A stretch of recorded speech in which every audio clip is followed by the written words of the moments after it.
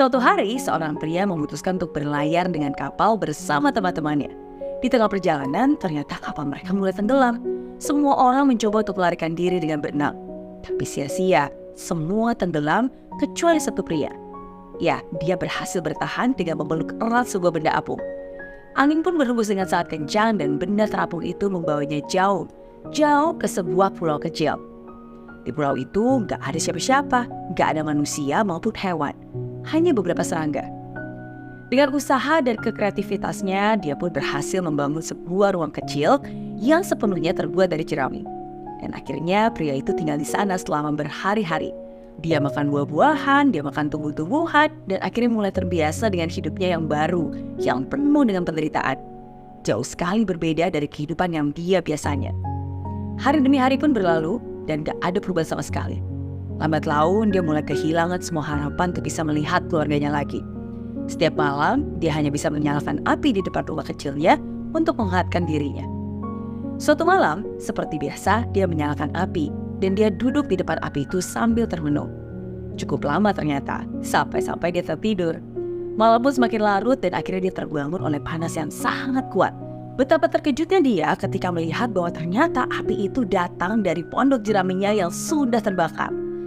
Dia menangis, menuduh dan menyalahkan Tuhan dan berteriak, "Ya Tuhan, aku tuh salah apa sih? Apa yang sudah kulakukan kepada Engkau sehingga Engkau menyakiti aku segininya? Engkau memisahkan aku dari keluargaku, membawa aku ke pulau terpencil ini, dan kemudian Engkau membunuh semua temanku. Dan sekarang Engkau membiarkan pondokku terbakar. Mengapa Engkau begitu kejam kepadaku? Kenapa gak sekalian aja Kau ambil nyawaku? Lebih baik aku mati karena aku lelah dalam hidup penderitaan ini." Namun saat fajar, tiba-tiba dia melihat sebuah perahu kecil mendekatinya. Ketika perahu mendarat, dia langsung berlari ke arah kapten dan berkata kepadanya dengan terkejut, "Kapten, bagaimana kalian bisa sampai ke sini? Gak mungkin perahu bisa sampai ke sini kecuali kalau kalian tersesat." Dan kapten pun menjawab, "Kemarin malam kami melihat api dan kami mengira itu adalah kapal yang terbakar. Dan akhirnya kami pun segera berlayar menuju sumber api itu. Tapi ternyata karena perjalanannya cukup panjang, jadi kami baru sampai sekarang.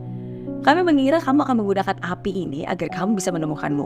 Pria itu pun menangis, jatuh berlutut, dan meminta ampun kepada Tuhan.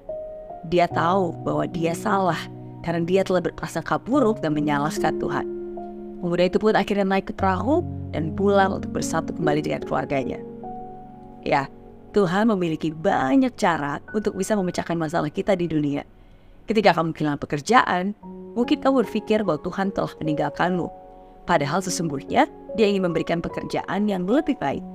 Ketika teman-teman meninggalkanmu, bukan berarti Tuhan gak suka sama kamu, tapi mungkin Dia ingin menjauhkanmu dari pergaulan buruk. Ketika kejadian buruk terjadi, jangan berpikir bahwa Tuhan sedang menghukummu. Bisa jadi sesungguhnya Dia sedang mengarahkan. Janganlah mengutuk Tuhanmu meskipun kamu menderita, tapi tetaplah beriman, tetaplah berharap. Tetaplah percaya bahwa sesungguhnya Dia sedang bekerja.